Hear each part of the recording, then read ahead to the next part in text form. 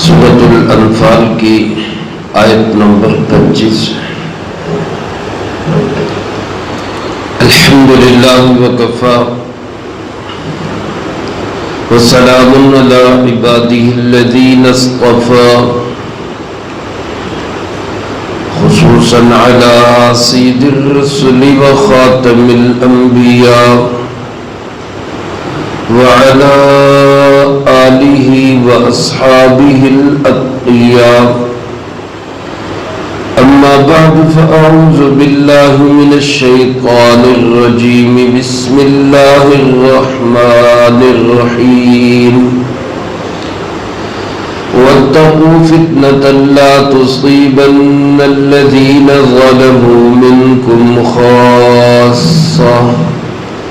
واعلموا ان اللہ شدید العقاب واتقوا فتنة اور بچو اس گناہ سے لا تصیبن الذین ظلموا منکم خاصہ جس کا وبال تم میں سے صرف ظالموں کو نہیں پہنچے گا خاص طور پر وَاعْلَمُوا اور جان لو ان اللہ شدید العقاب بے شک اللہ تعالی سخت پکڑ والے. اس آیت مبارکہ میں ایمان والوں کو مجھے آپ کو ہر مسلمان کو اللہ تعالی نے مخاطب کر کے ایک ایسے گناہ سے بچنے کا حکم دیا کہ جس کا وبال صرف گناہ کرنے والوں پہ نہیں ہوگا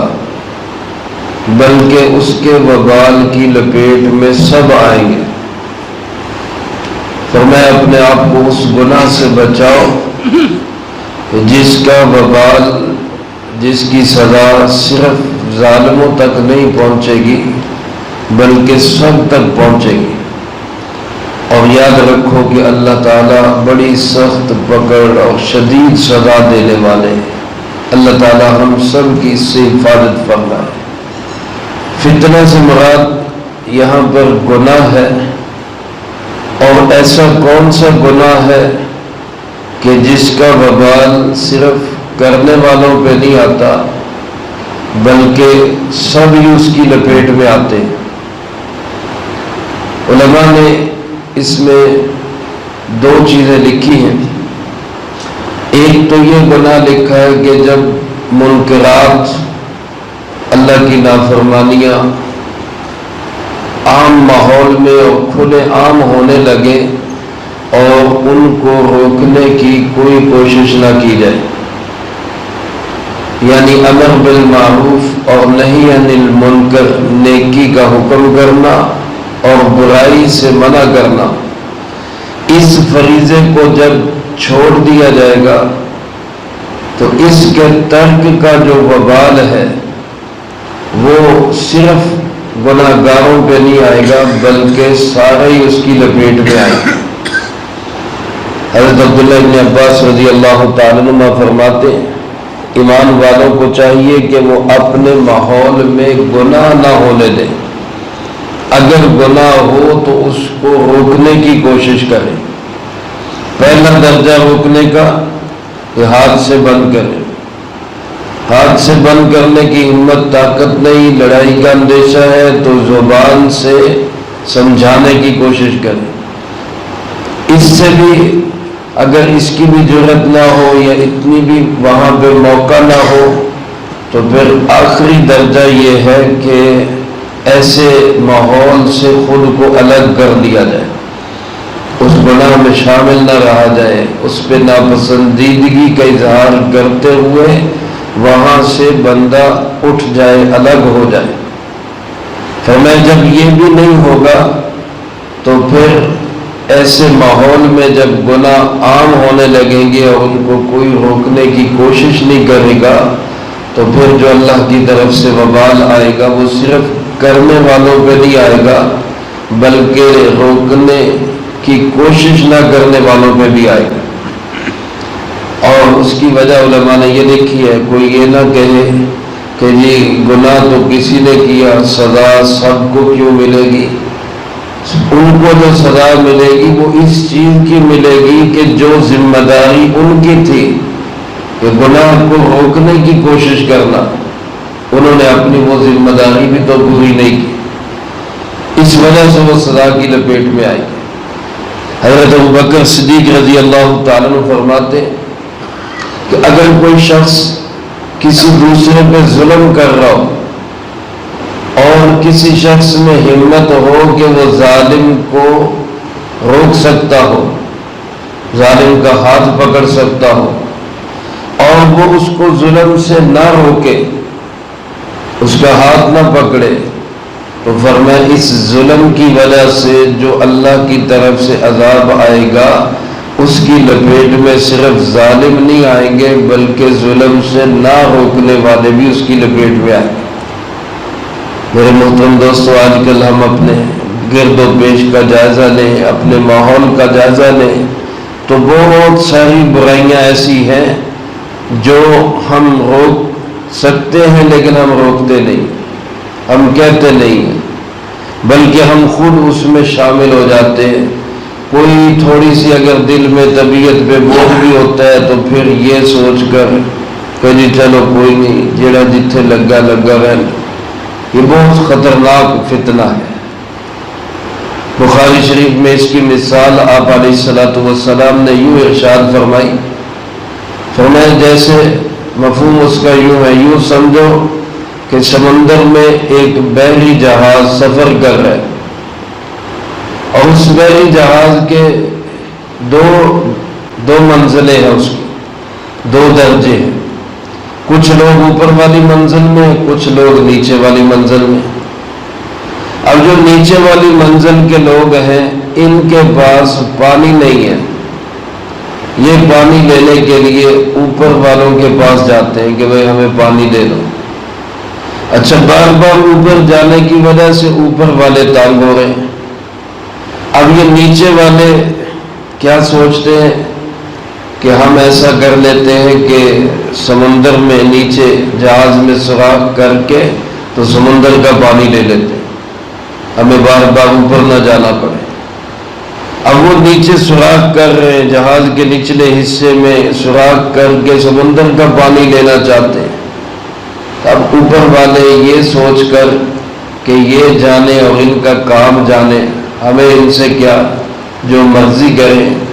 اگر ان کو اس کام سے نہیں روکیں گے تو نتیجہ کیا ہوگا کہ جہاز کا صرف نچلا حصہ ڈوبے گا کہ سارا جہاز ڈوبے گا، سارا ہی ڈوبے گا۔ اس لیے فرمایا جب برائیوں کو روکا نہیں جاتا تو پھر صرف برائی کرنے والے نہیں ڈوبتے بلکہ برائی سے نہ روکنے والے بھی اس وبال کے اندر شامل ہو جاتے ہیں۔ تو ایک تو علماء نے یہ لکھا ہے کہ یہ جو فریضہ ہے جس کو فریضہ تبلیغ کہا جاتا ہے یا فریضہ امر بالمعروف و نہی عن المنکر کہا جاتا ہے، اس کو نہ روکنے کا وبال، عمومی ماحول میں گناہوں کا ہونا اور اس کو روکنے کی کوشش نہ کرنا، اس کا وبال سارے لوگوں پہ ہی آتا ہے۔ ایک حدیث پاک میں غالباً اما جان ام سلمہ رضی اللہ تعالیٰ نے سوال کیا اللہ کے محبوب جی صلی اللہ علیہ وسلم، انہلک وفینا الصالحون، انہلک وفینا الصالحون، کیا ہم ایسی حالت میں بھی ہلاک ہو سکتے ہیں کہ ہمارے اندر نیک لوگ بھی موجود ہوں، اللہ والے موجود ہوں، نیک لوگ موجود ہوں، اچھے لوگ موجود ہوں، پھر بھی ہلاکت آ سکتی ہے ہم پر؟ آپ نے فرمایا بالکل آ سکتی ہے، اور یہ اس وقت آئے گی اذا کثرت الخبائث، جب گندگی کے کام، بے حیائی کے کام، بے دینی کے کام کثرت سے ہونے لگیں گے۔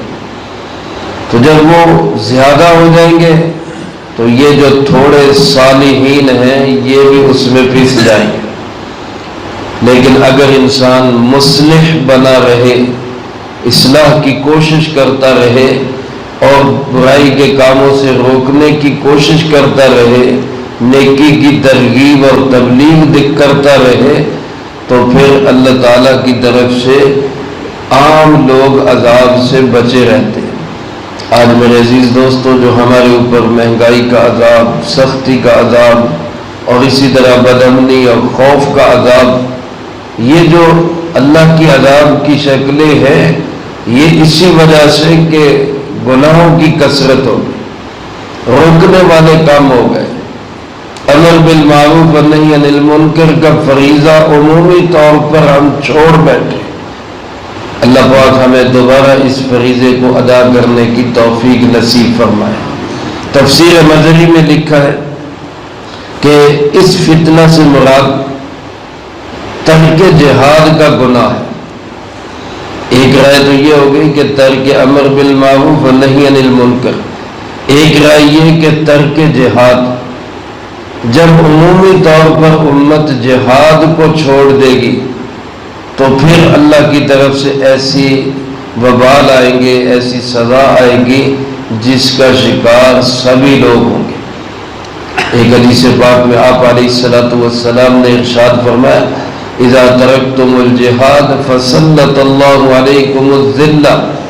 جب تم جہاد کے فریضے کو چھوڑ دو گے تو اللہ تم پر ذلت کو مسلط کر دے گے، پھر ذلت چھا جائے گی۔ اور فرمایا تب تک تم اس ذلت اور اس عذاب سے نہیں نکل سکو گے جب تک تم اپنے دین یعنی جہاد کی طرف واپس نہیں آ جاؤ۔ آج عمومی طور پر میرے عزیز دوستو، ہم نے یہ فریضہ جہاد بھی چھوڑا ہوا ہے، اور اس کا وبال دنیا میں ہمیں یہ نظر آتا ہے کہ مسلمانوں پہ ظلم و ستم ہوتے ہیں، مسلمان عورتوں، بچوں، بوڑھوں کو ستایا جاتا ہے، بیماروں کو معافی نہیں دی جاتی۔ فلسطین میں آج جو کچھ مسلمانوں کے ساتھ ہو رہا ہے، یہ عملی طور پر ترک جہاد کا نتیجہ ہے۔ وہ ضروری نہیں وبال ایک لوگوں پہ آیا ہوا ہے، باقیوں بھی اس کی لپیٹ میں آئیں گے، لیکن اگر آج ہمارے حکمران، ہمارا مقتدر طبقہ اس فریضہ جہاد کو اللہ کا حکم سمجھ کر آج زندہ کرنے کی نیت کر لے، اللہ کی مدد و نصرت شامل حال ہوگی، اور مسلمانوں سے ذلت اور رسوائی کا یہ ایک سیاہ باب جو ہے یہ بند ہو جائے گا، اور آج بھی اللہ پاک مسلمانوں کو وہی دائمی عزت نصیب فرمائے۔ تو بہرحال یہ ترک امر بالمعروف اور نہی عن المنکر ہو یا ترک جہاد ہو، یہ ایسے گناہ ہیں جس کا وبال صرف کرنے والوں پہ نہیں آتا بلکہ اس کی لپیٹ میں سب آتے ہیں۔ اللہ پاک فرماتے یقین رکھو، جان لو، اچھی طرح اس بات کو سمجھ لو، ان اللہ شدید العقاب، اللہ کی سزا کا کوڑا بڑا سخت ہے۔ اللہ ہم سب کو اس سے محفوظ رکھے اور اپنی رحمت نصیب فرمائے۔ نیت، ارادہ دل میں عزم مصمم ہونا چاہیے کہ ہم انشاءاللہ امر بالمعروف اور نہی عن المنکر بھی کریں گے، اور جہاد کی ضرورت پیش آئی اور ہمیں جہاد کی طرف بلایا گیا تو اس سے بھی ہم پیچھے نہیں ہٹیں گے انشاءاللہ۔ اللہ پاک مجھے آپ کو سب کو اپنے ماحول میں نیکی کا حکم کرنے کی، برائی سے منع کرنے کی اس کی ہمت اور توفیق نصیب فرمائے۔ جو کہا سنا اس کو زندگی میں لا کے دوسروں تک پہنچانے کی توفیق عطا فرمائے۔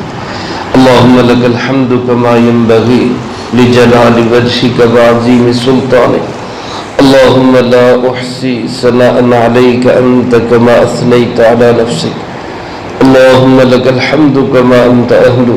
فصلی علی محمد کما انت اہل، وافعل بنا ما انت اہل، فإنك أهل التقوى وأهل المغفرة، اللهم وفقنا لما تحب وترضى من القول والعمل والفعل والهدي والنية،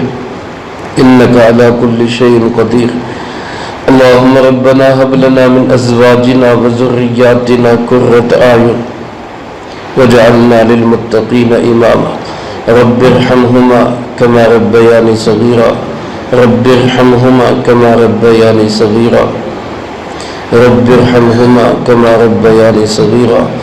اللهم ربنا تقبل منا